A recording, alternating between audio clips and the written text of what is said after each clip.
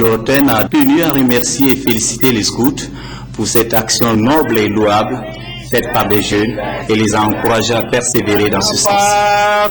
Il n'y en a pas comme nous. S'il y en a peu, il y en a guère. S'il y en a pas beaucoup.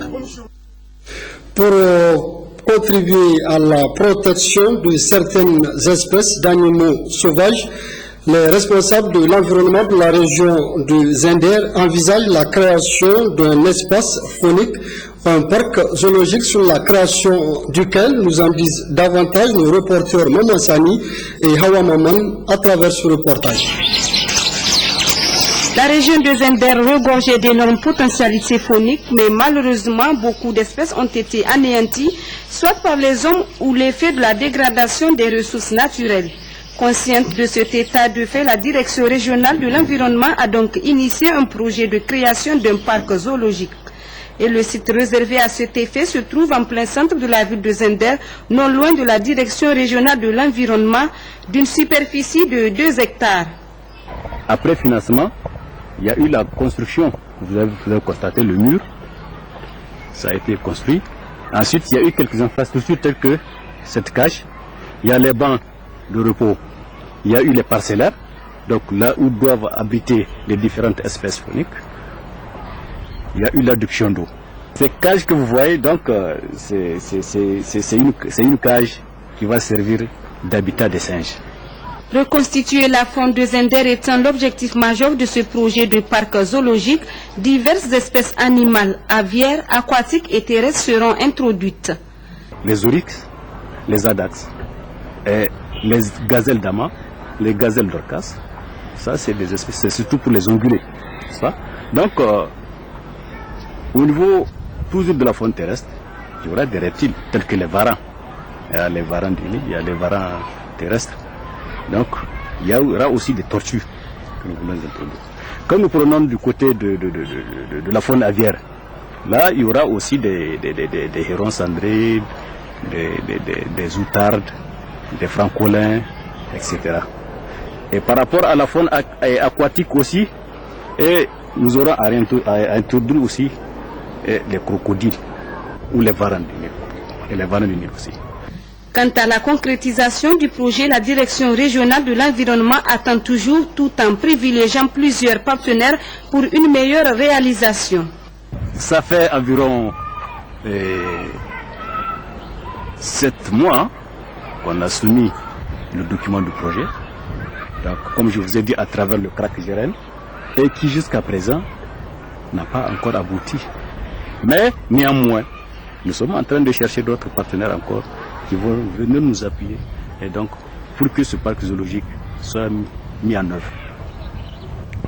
Nous avons encore soumis un autre projet, toujours aux femmes à travers le PNUD, par rapport à la réintroduction des espèces animales, qui jusqu'à présent, on attend le financement, ce n'est pas encore acquis.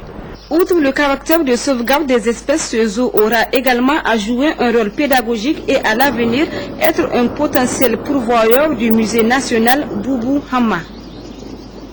Alors dans cet autre reportage à la découverte, la salle néonatologie de l'hôpital régional de Niamey, où en dépit de la rareté des moyens matériels et humains, l'on s'emploie à sauver des vies. Il est signé Salamatou Al-Salaw et Laoli Haya. Nous sommes à l'hôpital régional de Niamey à la découverte de la salle néonatologie comme son nom l'indique.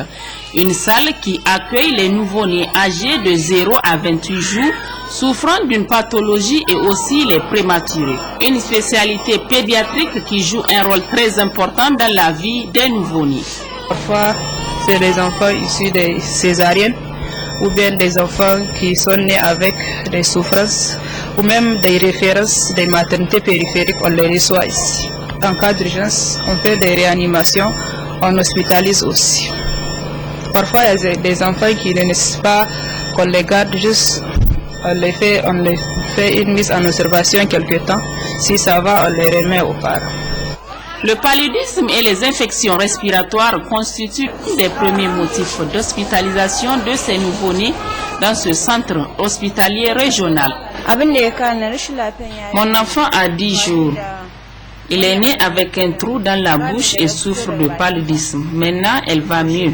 Mon enfant a 24 jours. Elle souffre du paludisme et du rhume. On nous a hospitalisés. Elle se porte bien à présent. Je viens de Kogourou. Mon bébé a 15 jours de naissance. Il a le paludisme dès à la naissance et son ventre lui fait mal. C'est pourquoi j'ai fait le déplacement pour les soins. Malgré la volonté des médecins de la salle néonatologie, celle de réduire le taux de morbidité infanto-juvénile, ils sont confrontés à beaucoup de difficultés. On n'a pas assez de lits, les couveuses, on n'a que 3.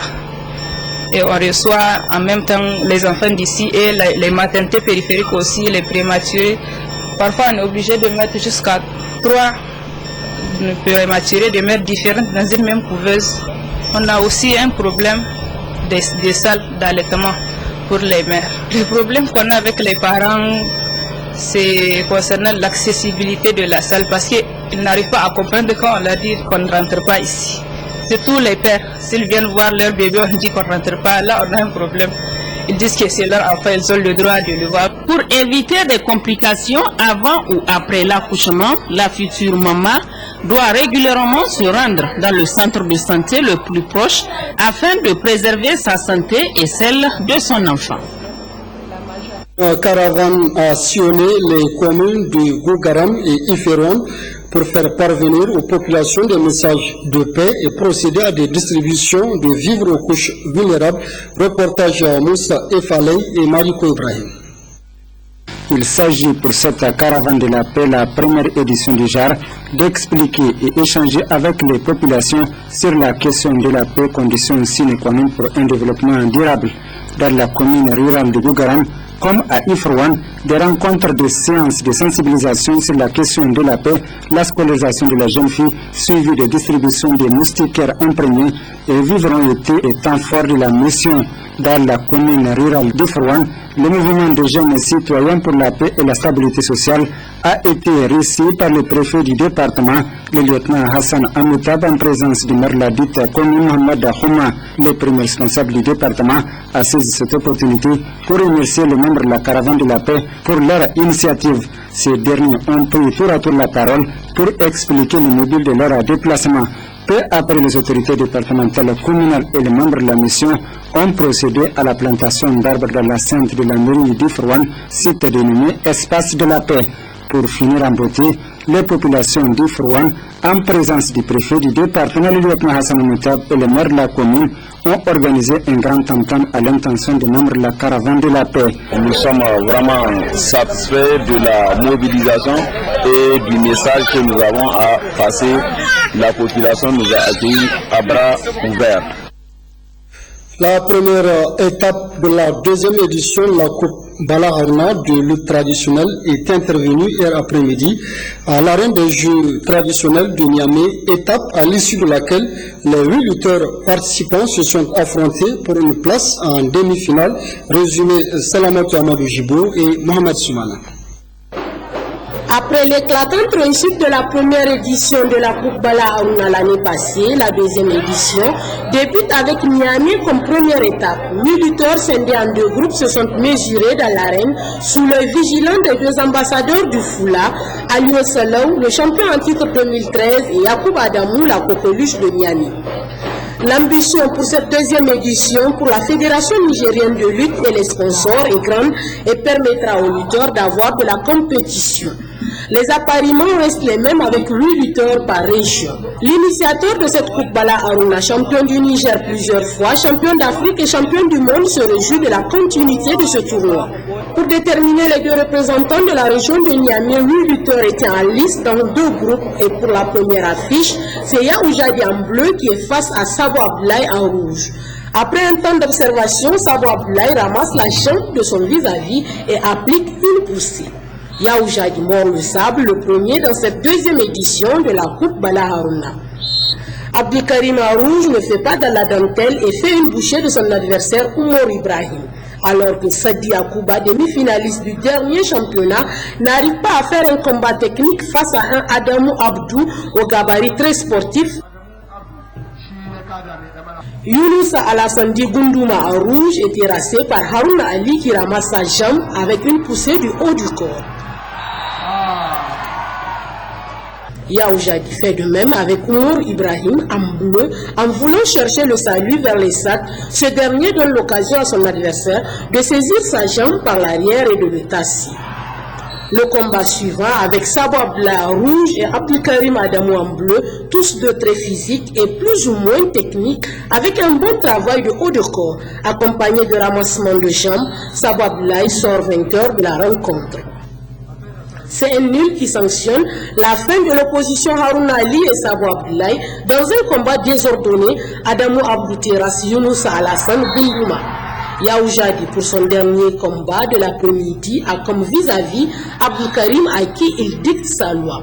Un autre nul est enregistré entre Oumar Ibrahim et Sabo Abdoulaye. Puis s'en est suivi le face-à-face des deux mastodontes, Sadi Akouba rouge et Younousa Alassane dit Gunduma. Et 44 secondes ont suffi à Sadi pour mettre à terre Gunduma. La dernière rencontre se fait entre Adamou Abdou en bleu et Harouna Ali à qui il fait faire le grand écart. Pour les demi-finales, c'est Sabo Abdoulaye et Yaoujadi dans la poule A et Adamou Abdou et Sadi Akouba pour la poule B qui vont se rencontrer pour la deuxième journée de l'étape de Miami. Les 4 éliminés ont reçu des enveloppes de participation. Les premiers de chaque poule vont rencontrer les ambassadeurs du Foula, Yakouba Adamou et Ali Salon. Dans l'arène, à la deuxième édition de la Coupe Bala Harouna, la légende de Superman est devenue une réalité.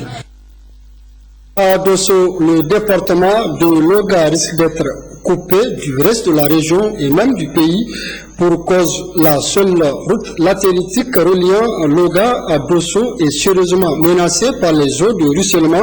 C'est ce qu'est allé constater le gouverneur de la région, compte rendu Manuel Hajisido et Habib Bakou.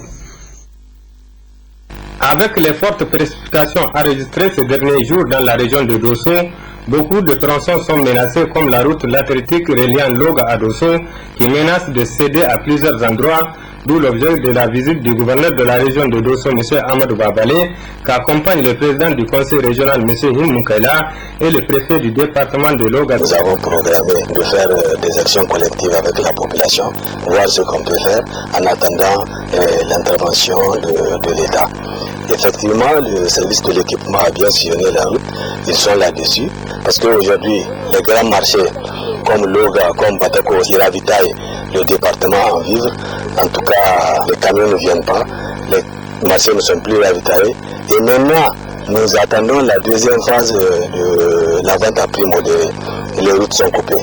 Donc nous nous demandons comment le ravitaillement sera possible ici, et les évacuations aussi sanitaires, tout ça. Donc, si nous ne faisons pas quelque chose, le département risque d'être coupé. D'ores et déjà, le gouvernement